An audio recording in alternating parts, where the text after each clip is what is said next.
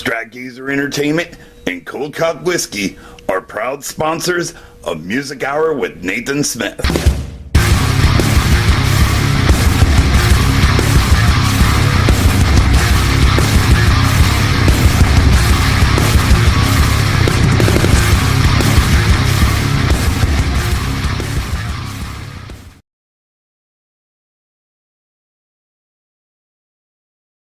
Hey guys, welcome to Music Hour with Nathan Smith. I am your host. We are here with Noelle Hannibal. Before we get into the musical aspect, let people know who you are as your actress. As my actress. The actress she is. I guess my claim to fame is I'm the first female Vulcan on Earth in Star Trek history. Yes, and I can actually do it with both hands.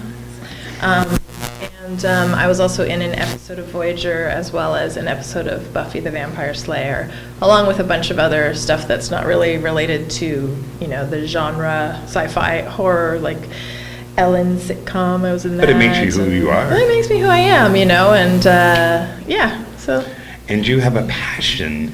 I do. You really, really enjoy like Broadway musicals and music. I do, yeah, I do. Okay, so give us a brief or just a good history on how you got into that music and your love for Broadway. And my father was actually a singer and an actor, and he did, like, in the 70s, he was like the lounge, you know, like Frank Sinatra standards kind of.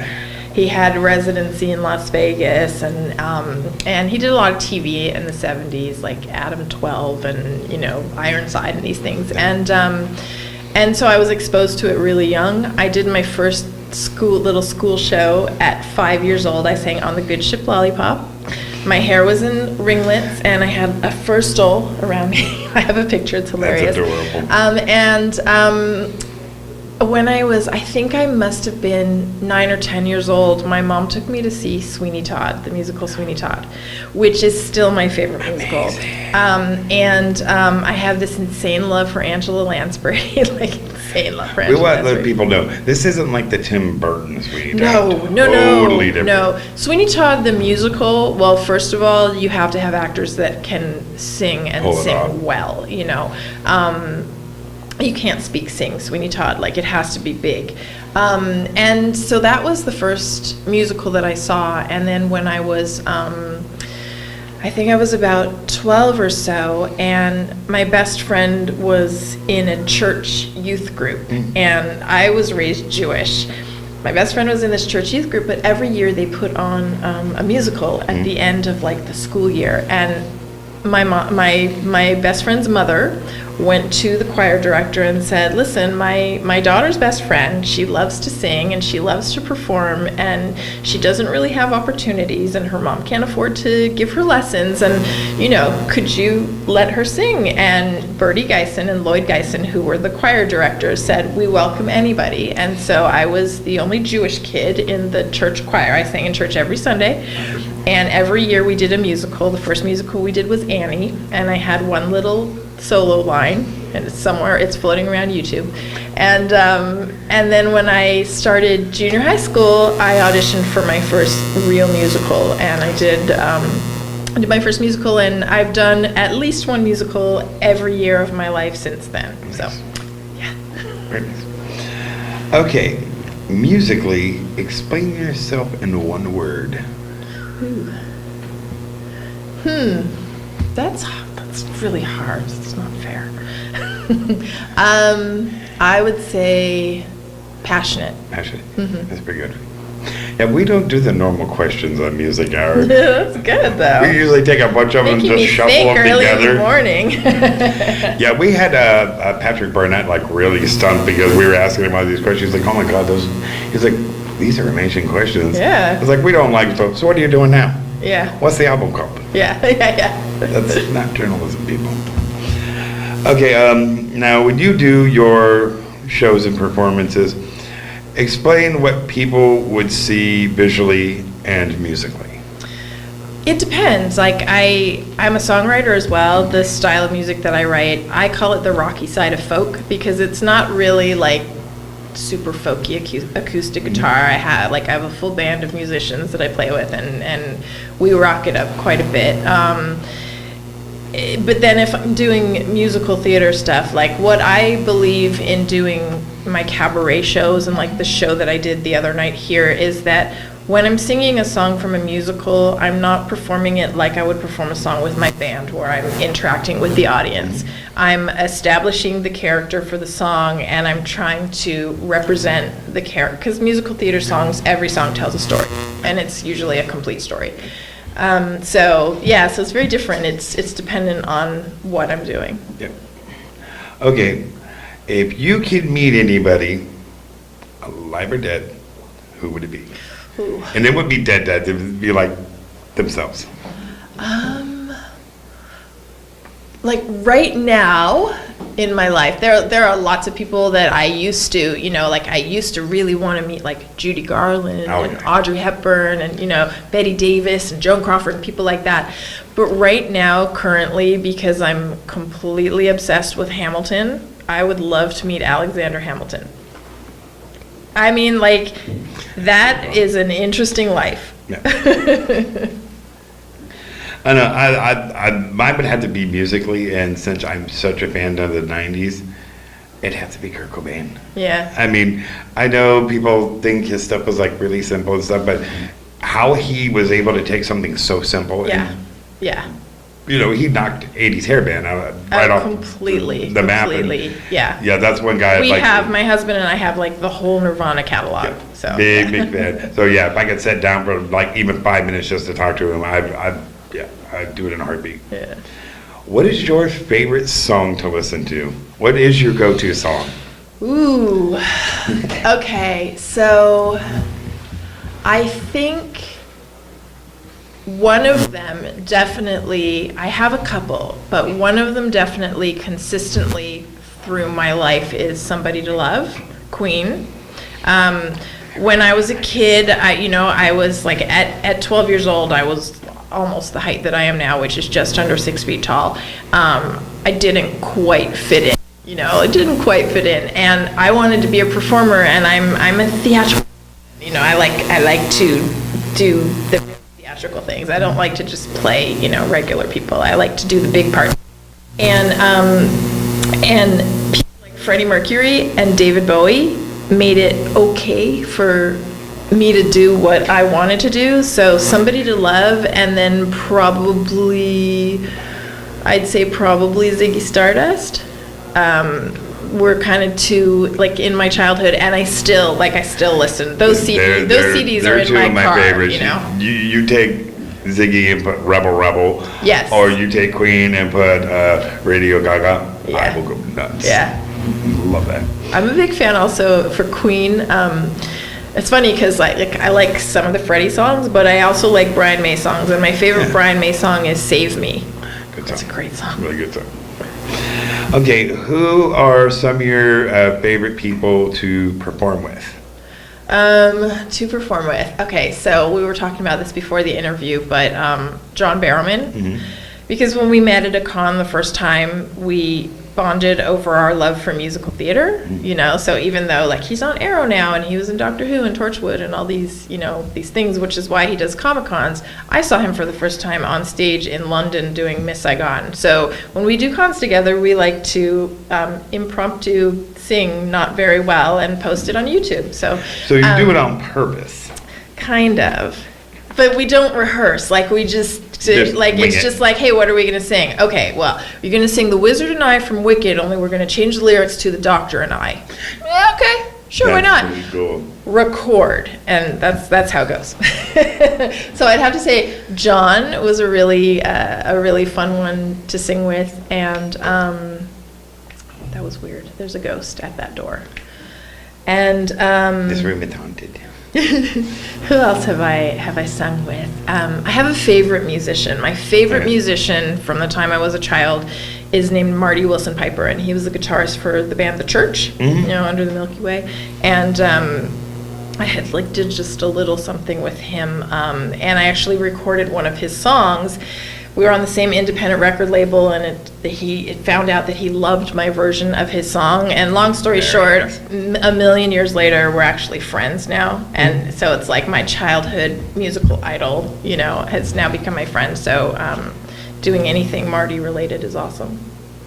I can say the same thing. I grew up being a big fan of this band, Motor Grader. They had a lead singer, Ivan Mooney. He's now with Five Finger Death Punch. Okay. Metal band. Yeah. But I grew up loving these guys, and all of a sudden I get to interview them. Then I get to hang out with them. It's like, oh, here's our number. Hang out with us when we're in town. Come and see me. And I'm like, I get to hang out with the people. And you have to try and like be cool, right? You can't be like, oh my God, I love you so much, because then they'll be afraid. They know I'm a fanboy. I'll be around them and I'm like, yay. And they're like, it's okay, dude, calm down.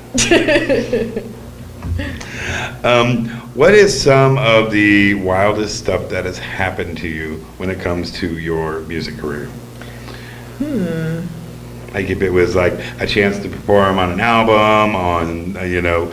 Yeah, I actually sang the very first album that I ever sang on was, you know, the Virgin Prunes are, being Irish. Mm-hmm. The Virgin Prunes were the best friend band to U2 growing up in like the poor area of Dublin, and Gavin Friday is the lead singer of the Virgin Prunes. And when I lived in Dublin for 4 years, and I actually briefly dated somebody who was in that band, Mm-hmm. and they were recording an album called Blossoms and Blood. Yep. And they asked me to sing backing vocals on one of the tracks, and you can find that online as well. And it's funny because like you can barely hear, like it's so far in the background, in the mix, and their stuff is, you know, like unique and weird and, you know, but wonderful in its own way. And so that was really cool, like to go in with this established band into my first time in a recording studio and get to do backing vocals. That was a very cool experience.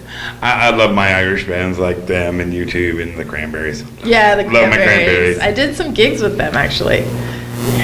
Before they like really were an international band, you know, like Dolores, right? Like we would play these little small clubs. I played a lot of gigs with a lot of bands who became really big, like Glenn Hansard, the Frames Swell Season. We did tons of gigs together, like little tiny places that, you know, 30 people would fit in, and we would busk. And I was at the time that I was living in Dublin, I was the only girl, and because I have this big theatrical voice, you know, my voice would carry all the way down Grafton Street, and I could make my rent in like an hour. It was awesome.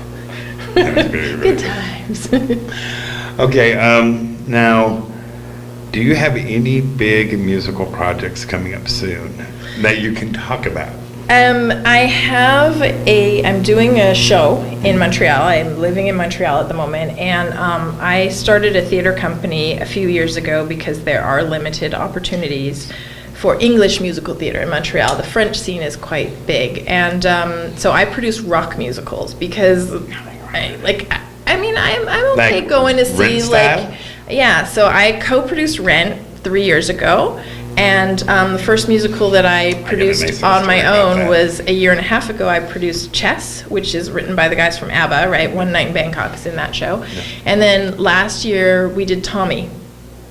And the thing is that I see these theater companies struggle to get an audience, and somehow I think I figured out that Montreal is a hard rock and a metal town, and doing crossover rock musicals that have appeal to people other than musical theater fans seem to be working. We sell out all our shows, we get extended, so we just started rehearsing Hair, and we're doing Hair in November. And I love that musical, and I love the movie. And you watch it, and you're just like, you can't help but just to jam out to that song. Completely, and it's an ensemble musical, which we have a cast of 18 people, and it was the first show that we did. It's the first show that we've done that I have the same director and music director that I work with. It's the first show that we've done where we actually had 65 people audition for 18 roles. When we did Tommy, we had 15 people audition for 14 roles. Now with this version of Hair, it's going to be the PG version, right? No. It is written with a nude scene. The nude scene is part of the show. Well, usually the a lot of people perform it all nude. I did this show when I was 20 years old. When I was cast, they ask you, are you willing to do the nude scene? I said no, but dress rehearsal, we were just with each other, and you become very close doing hair. And we all just did it, and once we did it with each other, it didn't matter. This time around, nobody needs to see this now. I was okay at 20, but nobody needs. So I will not be doing the nude scene myself. But the majority of the cast, is actually is doing it, and so I'm doing that. And I'm can I talk about my fundraising thing for that? Yes, you can. Okay, so I have a fundraising campaign. It's very hard in Montreal to.